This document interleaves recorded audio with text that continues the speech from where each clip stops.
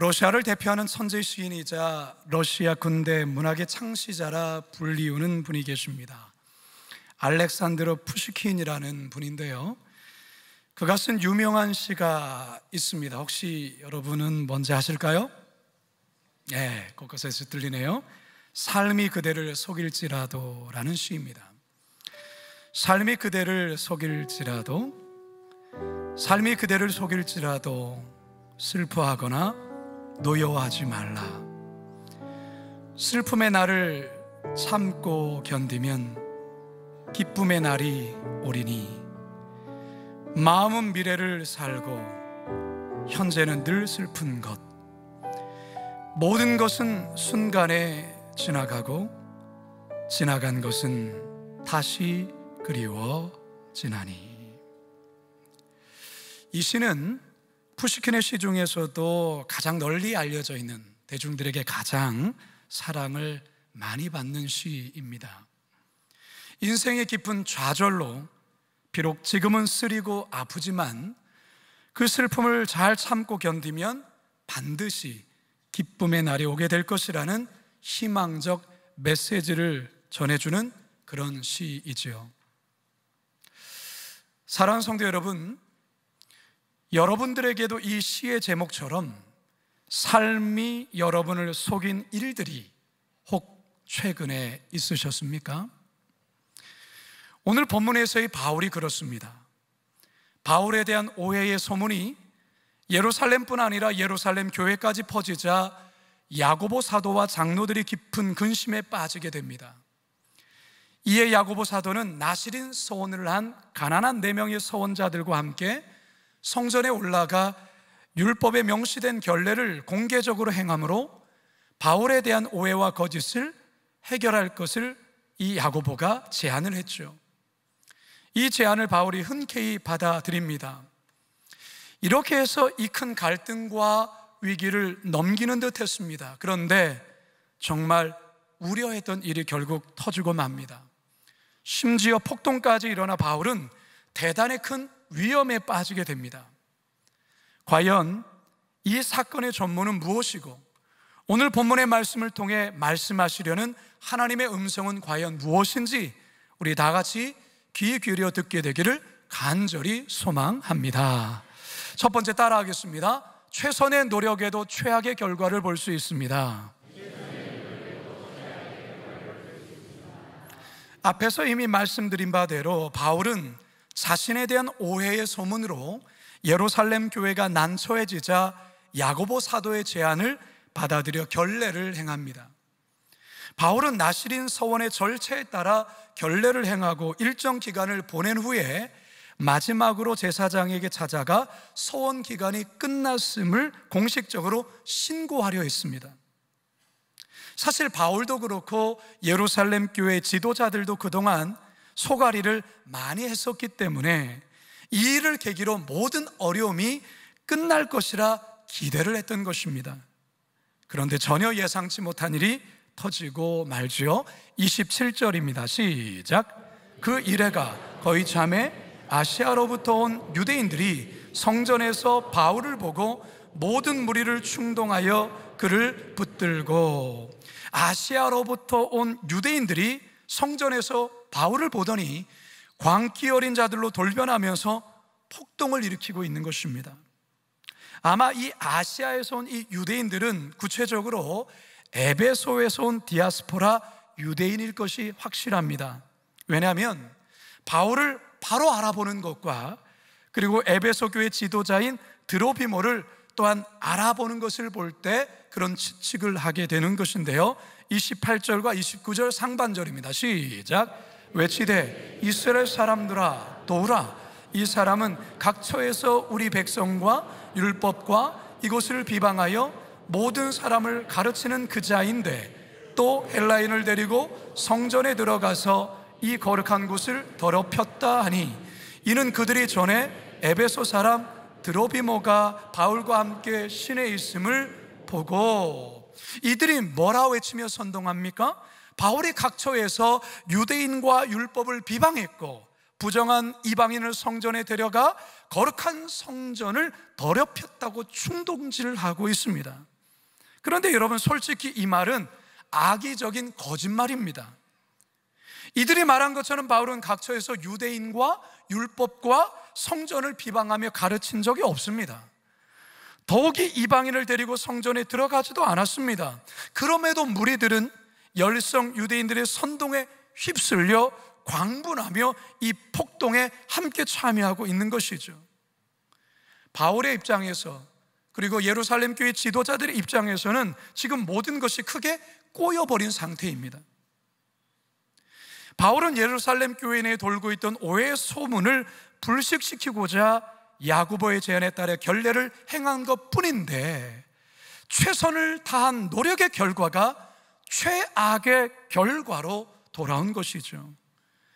바울로서는 속상한 일이 아닐 수 없고, 이것을 제안한 야고보와 교회 장로들 입장도 참으로 난처하게 된 것입니다. 성도 여러분, 우리도 인생을 살다 보면 참 아이러니하게도 최선을 다해 열심히 노력했음에도 불구하고 너무도 억울한 결과나 최악의 결과를 볼 때가 있습니다. 예전 교회에서 사역할 때 한 집사님이 너무나도 속상한 마음으로 울면서 전화를 주셨던 적이 있습니다. 고3 자녀를 둔 엄마였는데 아이가 너무나도 총명하고 공부도 잘해서 부모도 그렇고 학교에서도 기대가 컸습니다. 스카이 대학을 기대했던 것이죠. 수능 시험도 참 잘 봤어요. 총 문항에서 10개 미만만 틀리고 다 맞을 정도였으니까요. 그런데 큰 실수를 저지르고 말았습니다. 정답을 옮겨 쓰는 과정에서 한 줄씩 밀려서 답을 쓴 겁니다. 여러분, 결과가 어떻게 됐을까요? 처참한 결과가 나온 거죠. 본인은 얼마나 속상하며 그의 부모도, 그리고 기대했던 학교 또한 얼마나 속상했겠습니까? 너무도 속상하니까 목사인 저에게 울면서 전화를 했던 것입니다. 그런데 여러분, 살다 보면 이런 일도 있다라는 거죠. 어떤 분 평소에 운동도 하며 건강관리도 잘했고 식단 조절, 나름 체중 조절도 유지도 잘해왔는데 어느 날 속이 좀 메스껍고 좀 속이 좋지 않아서 병원에 가서 진찰을 받아보았더니 암이라는 결과를 받게 된 것이죠. 더욱이 암의 정도가 1기, 2기 정도가 아니라 그 이상을 받은 거예요. 얼마나 두렵고 속이 상하겠습니까? 본인도 본인이지만 가족들 또한 얼마나 상심이 크겠습니까? 그런데 여러분, 살다 보면 이런 일도 있다라는 것이죠. 우리의 삶이 내가 계획한 대로만 늘 되는 것이 아니라는 겁니다. 저는 고3 때를 시작으로 기흉이라는 질환으로 수술을 4번이나 받았습니다. 여러분, 기흉이 어떤 질환인지 아십니까? 이 폐에 생긴 구멍으로 공기가 새면서 늑막강 안에 공기가 차는 그런 질환이에요. 이 기흉이 발생하면 호흡하기가 굉장히 힘들고요, 가슴 쪽이 상당히 아파요. 그냥 놔두면 위험해질 수도 있어요. 제가 여러분께 보여드릴 수는 없지만 저의 등을 이렇게 까면, 깐다는 표현이 좀 그렇습니다. 저희 등을 보면 현재 오른쪽과 왼쪽에 각각 약 30cm 정도의 커다란 수술 자국이 이렇게 새겨져 있습니다. 저는 그것을 자칭 천사의 날개 자국이다, 이렇게 저는 저 스스로를 그렇게 이야기하지만, 이 수술을 고3 때 2번 했고요, 대학에 떨어져서 재수하는 중에 시험 한 달 앞두고 반대편에 또 한 번 했고요, 삼수하는 중에 시험 한 달 앞두고 또 수술을 했습니다. 물론 제가 이것 때문에 대학에 떨어졌다 그렇게 말하고 싶지는 않습니다만, 어쨌든 시험을 앞두고 한 달 앞두고 그렇게 또 재발하고 또 수술하고 또 재발하고 그렇게 수술을 그렇게 했어요. 고3 때부터 그렇게요. 한 번은 너무 속상한 거예요. 하나님, 저에게 왜 이러십니까?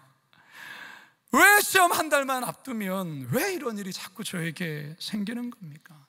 어린 나이에 너무 속상하니까 하나님 앞에 원망하는 말을 하게 되더라고요. 성도 여러분, 현재 혹시 여러분의 삶이 계획한 대로 잘 풀리지 않아서 어려운 마음을 가지고 계신 분 계십니까? 최선을 다해 노력했지만 결과는 너무나도 초라하고 좋지 않아서 마음이 너무 상해 계신 분 계십니까? 여러분, 그럴 수 있어요. 저도 그렇고요. 지금 바울도 그러고 있습니다. 그런데 여러분, 이 바울의 이 사건은요, 끝까지 보셔야 합니다. 지금 당장 우리 눈에는 최악의 상황처럼 보이지만 그 끝이 어떻게 되는지는 끝까지 두고 보셔야 한다는 것입니다. 바라기는요, 최악의 상황에서도 주님 손 놓지 마시고 끝까지 힘을 다해 걸어가시는 저와 여러분 되시기를 주님의 이름으로 축원합니다. 두 번째, 따라합시다. 더욱 좋지 않은 상황으로 흘러갈 수 있습니다. 당시 예루살렘 성전에는요, 유대인들만 출입할 수 있는 이스라엘의 뜰이 있었고요, 이방인들도 출입할 수 있는 이방인의 뜰로 이렇게 구성이 되어 있습니다. 그림에 보시면 중앙에 이 성전이 있죠. 저 중앙에 성전에 성소와 지성소가 있고 이스라엘의 뜰이 있습니다. 유대인들만 들어갈 수 있는 곳이죠. 그리고 그 사방으로 1.5m의 높이에 담이 쌓여져 있어요. 담이 이렇게 둘러져 있습니다. 그리고 담 옆에 빈터가 있죠. 바로 이방인들이 출입할 수 있는 이방인의 뜰입니다. 이 그림을 좀 더 입체감 있게 보여드리면 이렇습니다. 예루살렘 성전 안에는 유대인들만 들어갈 수 있었어요. 만일에 로마인이라 할지라도 이곳에 출입했다가 함부로 출입했다가는 죽을 수도 있었습니다. 최근 어느 고고학팀이 예루살렘 주변에서 어떤 유물을 발굴을 했는데요, 이방인에 대한 경고문이 적힌 유물을 발견한 거예요. 거기에 이런 글이 쓰여 있는 것이죠. 여기를 넘어오면 이방인은 죽을 줄 알아라. 이런 글이, 경고판이 수천 년 전에 그 판을 발견한 것입니다. 유대인들이 바울에 대해서 더 분노했던 이유는 이방인은 절대 들어올 수 없는 이 이스라엘 뜰에 바울이 헬라인을 데리고 들어갔다는 이 말을 듣자 더 광분한 겁니다. 29절 함께 읽습니다. 시작. 이는 그들이 전에 에베소 사람 드로비모가 바울과 함께 시내에 있음을 보고 바울이 그를 성전에 데리고 들어간 줄로 생각함이로라. 사실 오해죠. 바울이 드로비모를 데리고 성전에 들어가지 않았어요. 성전 안에 이방인이 함부로 들어갔다면 어떻게 된다고요? 죽어요. 큰일 납니다. 바울이 이걸 몰랐을까요? 알지요. 그런데 선동하는 유대인들이 그렇게 외치며 충동질을 하자 무리들이 더욱더 흥분했던 것이죠. 격분한 백성들은 바울을 성전 뜰에서, 이스라엘 뜰에서 끌어내고서는 문을 닫더니 벌떼처럼 몰려들어 바울을 구타하기 시작을 합니다. 30절입니다. 시작. 온 성이 소동하여 백성이 달려와 모여 바울을 잡아 성전 밖으로 끌고 나가니 문들이 곧 닫히더라. 바울이요, 실신 직전까지 맞습니다. 이후에 천부장의 개입으로 폭력이 멈춰지기는 했지만 바울의 몸은 만신창이가 되고 피범벅이 된 채 축 늘어져서 군인들에 의해 실려갈 정도였습니다. 35절입니다. 시작. 바울이 층대에 이를 때에 무리의 폭행으로 말미암아 군사들에게 들려가니. 여러분, 바울이 뭘 잘못했습니까? 바울이 이토록 두들겨 맞아야 될 이유가 무엇입니까? 그리고 죽기 직전까지 무차별적으로 때리는 이들은 과연 뭡니까? 정말 사악한 자들 아닙니까? 여러분, 저는 성경의 여러 사건을 볼 때도 그렇고요, 최근에 뉴스에서 보도되는 사건을 볼 때마다 세상에서 제일 잔인하고 무서운 게 사람이라는 생각이 들어요. 사람. 얼핏 우리가 생각할 때에 맹독성의 뱀이나 굶주린 사자, 악성 바이러스나 무서운 암이 제일 무서운 거라 생각할지 모르지만 아니에요. 사람이 제일 무섭고 잔인합니다.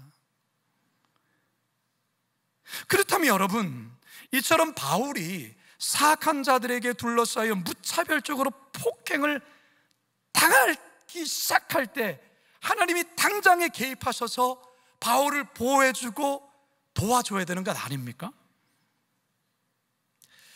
우리는 이 지점에서 하나님께 던지는 질문들이 있습니다.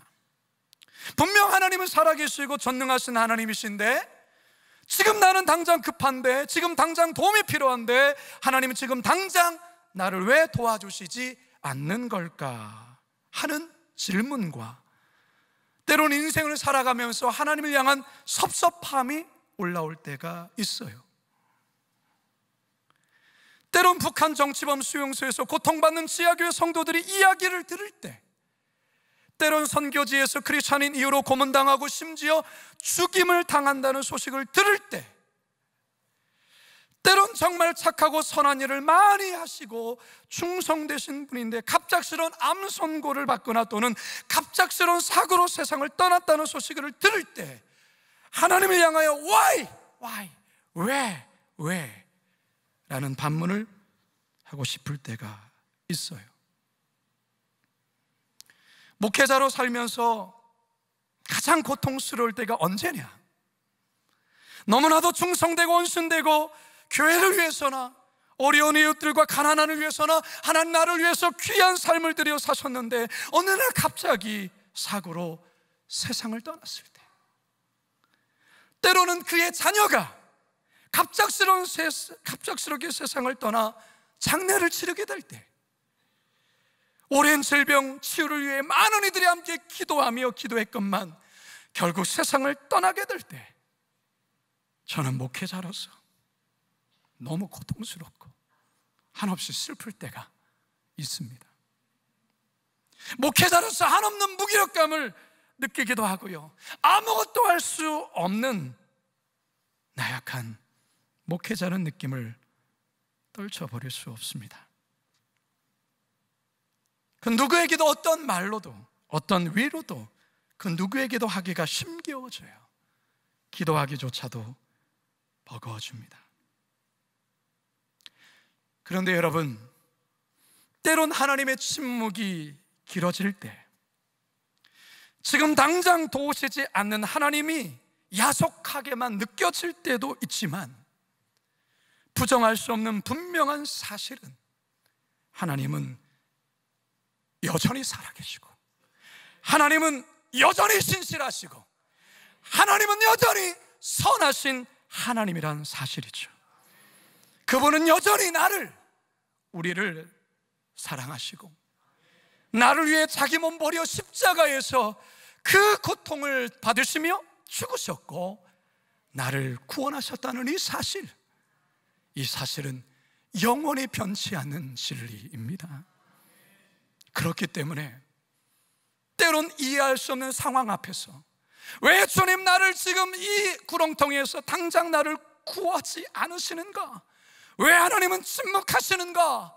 라는 의문과 반문이 우리 안에 솟구쳐 나올 때라도 이해하려 하기보다는 그냥 하나님의 선하심에 기대어 기다릴 때가 필요합니다. 그래서 저는 이렇게 기도하죠. 하나님, 나의 생각으로는 다 이해할 수 없지만 선하신 하나님의 뜻이 하나님의 때에 가장 완벽한 모습으로 이루어 가실 것을 신뢰합니다. 그분의 시간인 카이로스 때에 모든 것이 밝혀지고 완벽하게 이루어질 것을 우리는 믿고 나아가야 하는 것입니다. 그래서 우리는 이 찬양의 가사를 기억하며 또한 찬양하기를 원하는데요, 찬송가 623장의 찬양이죠. 주님의 시간에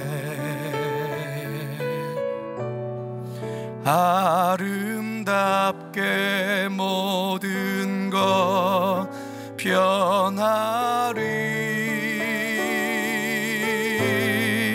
주님 나의 갈 길을 인도하여 주의 뜻을 따라서 살리라. 주님의 시간에 아름답게 주님의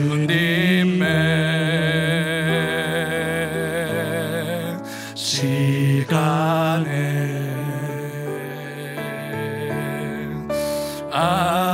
아름답게 모든 것 변하리.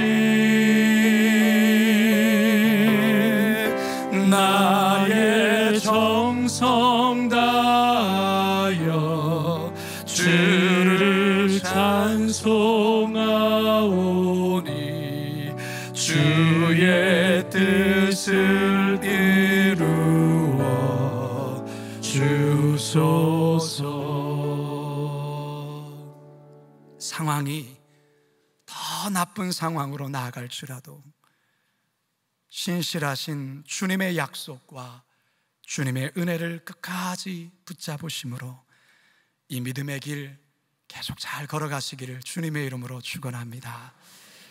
마지막 세 번째 따라 하시죠. 하지만 반전의 후반전도 기다리고 있습니다. 성난 군중들에 의해 무차별적 폭행을 당하던 바울에게 하나님의 손길이 이제 비로소 임합니다. 바로 예루살렘에 주둔해 있던 안토니오 부대의 천부장이 예루살렘에 소동이 났다는 소식을 듣고 급히 군사들을 출격시키죠. 31절과 32절입니다. 시작. 그들이 그를 죽이려 할 때에 온 예루살렘이 요란하다는 소문이 군대의 천부장에게 들림에 그가 급히 군인들과 백부장들을 거느리고 달려 내려가니 그들이 천부장과 군인들을 보고 바울 치기를 그치는지라. 여러분 한번 상상해 보시기 바랍니다. 여러분, 바울의 얼굴과 그의 몸의 상태가 어떻게 되었을까요? 아마도 깨지고 터지고 피투성이가 되었을 거예요. 몸을 가눌 수 없을 정도로 맞았기 때문에 병사들의 부축을 받으며 영내로 실려갔던 것이죠. 그대로 놔뒀다가는 죽겠다, 그 정도로 보았던 것입니다. 우리 예수님도 로마 병사에게 채찍맞고 온몸이 피투성이가 된 채 무거운 십자가를 지고 골고다까지 쉼없이 걸어가셨어요.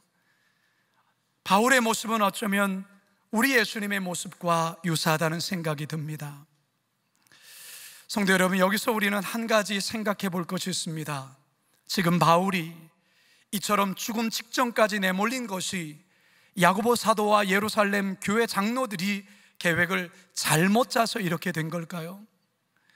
만일에 다른 방법을 썼더라면 괜찮았을까요? 아니면 계획한 대로만 잘 풀렸다면 이 결과와는 완전히 달라졌을까요? 그것도 아니면 바울에 대한 환난의 예언이 지금 현실 가운데 성취되는 것을 보여주는 걸까요? 사실 야고보 사도도 예루살렘 장로들도 이렇게 될 줄은 사실 몰랐습니다. 그런데 여러분, 예루살렘에서의 폭동과 바울의 처한 지금의 모습이 우리로 하여금 최악의 모습으로 보이지만 과연 이게 최악의 상황일까? 하나님도 이것을 최악의 상황으로 보실까라는 부분입니다. 아니에요. 하나님의 계획과 섭리 속에는 지금의 이 상황을 통해 놀라운 반전을 준비하고 있다는 사실입니다. 그게 뭘까요? 이제 우리가 곧 보게 되겠지만 하나님은 이 상황을 선으로 바꾸십니다. 이 소동으로 인해 흥분에 모여있는 열성 유대인들과 소동을 진압하기 위해 모여있는 로마 병사들 앞에서 사도 바울은 자신이 만난 예수 그리스도를 간증하게 되고요, 생명의 복음을 전하는 역사가 있게 된다는 사실입니다. 할렐루야. 이 같은 반전의 후반전은 이제 곧 사도행전 22장에서 우리는 보게 될 것입니다. 성도 여러분, 우리에게는 시작도 중요하겠지만 더 중요한 것은 끝이 중요한 것입니다. 마지막이 중요한 것이에요. 끝이 어떻게 되느냐가 중요한 것입니다. 이 소동으로 인해서 사도 바울이 처참한 죽음으로 그 인생이 끝나는 게 아닙니다. 억울한 죽음으로 끝나지 않습니다. 예수 그리스도의 복음을 전하게 될 것이며, 더 나아가 여러 총독들 앞에서, 더 나아가 로마 제국에 가서 황제 앞에 복음을 전할 기회를 갖게 된다는 사실입니다. 할렐루야. 이게 바로 사도 바울의 후반전의 이야기입니다. 여러분, 우리의 삶의 전반전은 우울할 수 있습니다. 그러나 후반전에는 웃을 수 있음을 믿으시기 바랍니다. 우리의 삶의 전반은 고통일 수 있습니다. 그러나 후반전에는 감격과 기쁨으로 변할 수 있음을 믿으시기 바랍니다. 우리의 삶의 전반전은 패배할 수 있습니다. 그러나 우리의 삶의 후반전은 승리로 역전할 수 있음을 믿으시기 바랍니다. 따라서 여러분, 여러분의 삶에 대한 결론을 너무 일찍 내리지 마십시오. 속단하지 마십시오. 우리의 삶이 어떻게 변할지는 아무도 모르고 우리 하나님만 아십니다. 이제 저는 말씀을 마치려 합니다. 서도에서 낭송했던 푸시킨의 시 삶이 그대를 속일지라도와 같이, 삶이 여러분을 속일지라도 슬퍼하거나 노여워해서는 안 됩니다. 왜 그럴까요? 슬픔의 날을 우리 예수님을 기억하며 참고 견디면 반드시 기쁨의 날이 오기 때문에 그렇습니다. 현재의 삶이 슬플지라도 이 모든 것은 순식간에 지나가기에, 또한 그 지나간 것은 새로운 의미로 우리의 해석되어 다가오기 때문에 삶이 그대를 속일지라도 슬퍼하거나 노여워하지 마십시오. 우리가 계획한 삶이 뜻대로 계획대로 풀리지 않을 때, 내 삶이 계획대로 뜻대로 풀리지 않은 그때에 하나님이 오히려 저와 여러분을 향해 말씀하시려 가까이 다가온다는 사실을 기억하시기 바랍니다. 우리 인생이 내 뜻대로 풀려야, 내 계획대로 삶이 진행되어야 반드시 성공한 인생만은 아닙니다. 믿음의 성도들은 내 뜻대로, 내 계획대로 풀리는 것보다 하나님의 뜻과 계획하심 속에 내 삶이 이끌려가는 것이 가장 복된 삶입니다. 더욱이 우리의 삶의 후반전에 하나님의 위대한 반전이 있게 될 것임을 믿으시기 바랍니다. 바로 그런 삶을 기대하고 기도하며 기다리시는 저와 여러분 모두가 되기를 주님의 이름으로 축원합니다. 축원합니다. 축원합니다. 우리 말씀을 기억하면서 이 결단의 찬양 같이 한번 고백합시다. 내게 허락하신 시련을 통해 나의 믿음 더욱 강하게 자라나고, 험한 산과 골짜 빛이 나는 동안 주께 더 가까이 나를 이끄시네. 내가 겪는 시험이 어렵고 힘겨워도 내 주님보다 크지 않습니다. 크지 않네. 내 앞에 바다가 갈라지지 않으며 수가 나로 바다 위 걷게 하리. 믿었습니까? 나는 믿네. 주의 능력으로 내 삶 새롭게 되리. 나는 믿네. 주의 능력으로 담대히 나가리라. 주와 함께 싸워 승리하리라.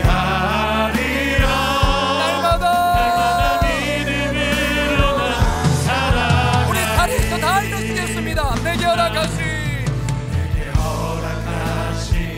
시련을 통해 우리의 믿음은 더 강하게 자랄 것입니다.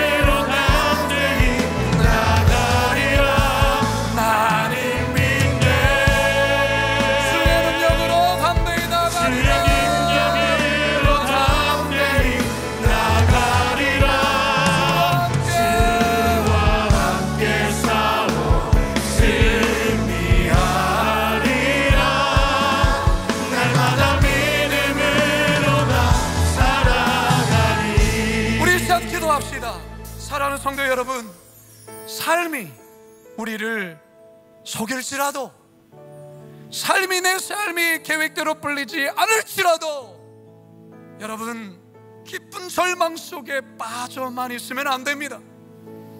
우리 하나님, 우리의 삶의 후반전을, 우리의 삶의 반전을 준비하고 계십니다. 지금 당장의 나의 모습 때문에 나의 삶을 속단해서는 안 됩니다. 지금의 내 자녀의 상황 때문에 그 자녀에 대해서 속단하고 결론을 내려서는 안 됩니다. 우리 하나님, 우리가 생각하지 못한 삶의 놀라운 반전을 준비하시기에 우리 시간 그래서 함께 기도하는 것은, 하나님, 주를 신뢰하는 믿음을 일으켜 주시고 주만을 바라볼 수 있는 힘과 용기를 나에게 허락하여 주시옵소서라고 주님 앞에 주여 한번 부르짖고 기도하며 나가도록 하겠습니다. 주여, 살아계신 아버지 하나님, 삶이 우리를 죽일 기다리고 하나님 아버지 슬픔과 노여움 속에 빠져있지 않게 하여 주시고, 하나님 아버지 우리 예수님의 고난과 하나님의 말씀을 기억하며 참고 견디며 나아갈 때에 반드시 기쁨의 날이 나올 것을 믿사오니 우리의 삶의 속죄자는 삶들이 해석되어지고 주님 나의 삶을 새롭게 이끄실 그 주님, 그 주님의 손 붙잡고 믿음으로 이루시리 우리 모두 하나님 아버지, 최선을 다해 노력했음에도 불구하고 우리의 삶의 결과는 최악의 결과를 볼 때가 있습니다. 하나님은 왜 침묵하시는지, 하나님의 침묵이 너무나도 길어지는 것처럼 느껴질 때 하나님, 나도 모르게 자꾸만 절망에 빠지게 됩니다. 오 하나님, 우리는 이 침묵의 이 상황을 때론 해석하기가 쉽지 아니하지만 하나님, 분명한 사실은 하나님이 여전히 살아계시고 하나님이 여전히 신실하시고 나를 위해서 십자가에 죽으셨을 뿐만 아니라 여전히 나를 위하여 눈물 흘리시며 나를 위해 기도하신다는 이 사실을 우리 성도들이 늘 기억하며 인생길을 걸어갈 수 있도록 인도하여 주시옵소서. 그런 우리 예수님의 십자가의 흔적, 우리에게도 그 흔적이 있어서 그 흔적이 또 누군가에게 살아계신 하나님을 간증할 수 있는 그런 은혜의 흔적이 되게 하옵소서. 감사하며 예수님의 이름으로 기도드리옵나이다.